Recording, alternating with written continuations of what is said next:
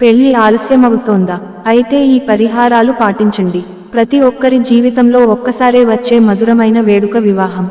అలాంటి కమనీయ కళ్యాణం కోసం యువత ఎంతో ఆసక్తిగా ఎదురు చూస్తారు. అయితే జాతకాలు కుదరక, అభిప్రాయాలు కలవక, ఇంకా రకరకాల కారణాలతో వివాహ సంబంధాలు చెడిపోతూ ఉంటాయి. అలాంటి వారంతా ఈ పరిహారాలను పాటిస్తే పెళ్లికి సంబంధించిన దోషాలన్నీ తొలగిపోతాయని పండితులు చెబుతున్నారు. కొందరికి వివాహం విషయంలో అనేక సమస్యలు ఎదురవుతుంటాయి.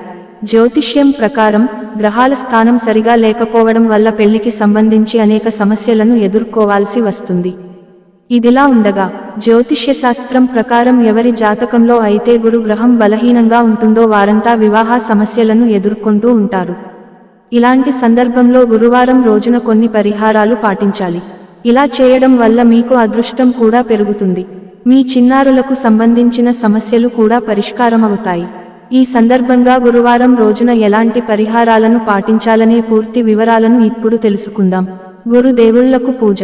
గురువారం రోజున గురుదేవుళ్లకు పూజలు చేసిన తర్వాత బృహస్పతి దేవుడికి సంబంధించిన ఉపవాస కథను చదవాలి. గురుడి వ్రతాన్ని ఆచరించిన వారికి కోరికలన్నీ నెరవేరుతాయి. మీరు ఎంతో ప్రత్యేకమైన అనుభూతిని పొందుతారు. అదే విధంగా మంగళవారం రోజున ఉపవాసం ఉండి హనుమంతుడిని పూజించాలి. ఆంజనేయుడికి గోధుమ పిండి, బెల్లం, లడ్డూలను సమర్పించాలి. రామాయణంలోని బాలకాండను పఠించాలి. వివాహం త్వరగా అవ్వాలంటే శివుడిని, రాముడిని లేదా కృష్ణుడిని ఎల్లప్పుడూ పూజించకూడదని గుర్తుంచుకోండి. ఇలా చేయడం వల్ల మీ పెళ్లి ఆలస్యమయ్యే అవకాశం ఉంది. మీ వివాహంలో జాప్యం జరగకుండా ఉండాలంటే శివ పార్వతి, సీతారాములు, రాధాకృష్ణుల జంట విగ్రహాలను పూజించాలి. ఇలా చేయడం వల్ల మీరు మంచి ప్రయోజనాలు పొందుతారు. గురువారం రోజున పురుషులైనా స్త్రీలైనా ఉపవాసం ఉండొచ్చు. అయితే జ్యోతిష్య శాస్త్రం ప్రకారం గురువారం రోజున ప్రత్యేకంగా మహిళలు ఉపవాసం వ్రతాన్ని ఆచరించాలి. ఇలా చేయడం వల్ల మీరు కోరుకున్న భాగస్వామి వచ్చే అవకాశం ఎక్కువగా ఉంటుంది. ఇప్పటికే పెళ్లి పిల్లలు ఉన్నవారు, పెళ్లి కావాల్సిన వారికి మంచి ఫలితాలొస్తాయి. కొందరు ఈరోజు అరటి చెట్టును పూజిస్తారు. అయితే ఈరోజు ఎట్టి పరిస్థితుల్లో అరటి పండును తినకూడదు. హిందూ మత విశ్వాసాల ప్రకారం శ్రీ మహావిష్ణువు అరటి చెట్టులో నివసిస్తున్నాడని నమ్ముతారు. అందుకే గురువారం ఆ దేవదేవునికి అంకితం ఇవ్వడం జరిగింది. గురువారం రోజున మీరు తినే ఆహారంలో పప్పును ఖచ్చితంగా వాడాలి.